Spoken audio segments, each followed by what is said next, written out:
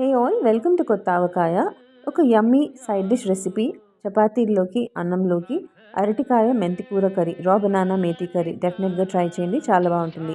ప్యాన్లో 1 table spoon oil వేసుకుని వేడెక్కిన తర్వాత 1 టీ స్పూన్ ఆవాలు, మస్టర్డ్ సీడ్స్, 1 టీ స్పూన్ జీలకర్ర, క్యూమిన్ సీడ్స్ వేసి వేయించుకోండి. ఇవి చిటపట్లాడిన తర్వాత అల్లం, పచ్చిమిరపకాయలు, కరివేపాకు, ginger, green chillies, curry leaves కూడా వేసి వేయించుకోండి. ఇందులో ఒక మీడియం ఆనియన్ని హాఫ్కి కట్ చేసి స్లైసెస్ చేసుకున్నాను సన్నగా.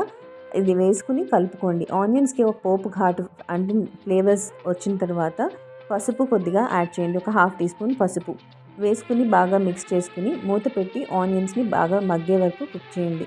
ఆనియన్స్ మగ్గాలి మెత్తగా, బాగుంటుంది అప్పుడే, లేకపోతే ఆనియన్ పచ్చి పచ్చిగా అనిపిస్తుంది. ఈలోపు రా బనానా నేను ఆల్రెడీ ప్రెషర్ కుక్కర్లో 4 విజిల్స్ హైలో రానిచ్చి ఇలా మెత్తగా కుక్ చేసుకున్నాను. ఇవి నేను 3 రా బనానాస్ వాడుతున్నాను. ఇది బాగా మెత్తగా కుక్ చేసుకుని రెడీగా పెట్టుకోండి పీల్ చేసి. ఇందులో ఆనియన్స్ మగ్గిపోతాయి. ఈ మగ్గిపోయిన ఆనియన్స్లో ఫ్రెష్గా బాగా వాష్ చేసి కడిగి పెట్టుకున్న సన్నగా తరిగిన మెంతికూరని యాడ్ చేస్తున్నాను.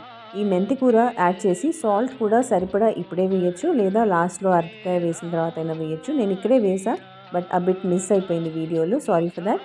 అండ్ ఇందులో ఇప్పుడు బాగా కుక్ చేసుకుని మూత పెట్టి మెంతికూరని కూడా కుక్ చేయండి. మెంతికూర ఆల్మోస్ట్ కుక్ అయిపోయింది, రెడీగా ఉంది.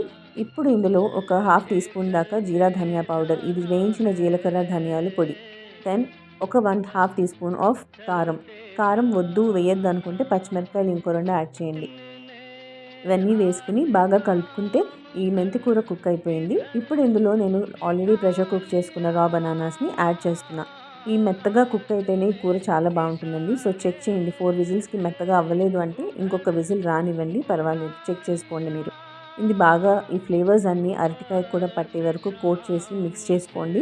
మిక్స్ చేసుకుని వేడివేడి అన్నంలో కానీ చపాతీల్లో కానీ సర్వ్ చేస్తే ఈ రెసిపీ చాలా బాగుంటుంది. డెఫినెట్గా ట్రై చేయండి. ఎలా ఉందో నాకు కామెంట్ చేసి చెప్పండి. ఇది ఇవాల్టి నా రెసిపీ, అరటికాయ మెంతికూర కర్రీ, రా బనానా మేతి కర్రీ. డెఫినెట్గా ట్రై చేయండి. నచ్చితే like, share and subscribe my channel కొత్త ఆవకాయ. సబ్స్క్రైబ్ చేసి బెల్ ఐకాన్ క్లిక్ చేసి ఆల్ ఆప్షన్ సెలెక్ట్ చేయండి.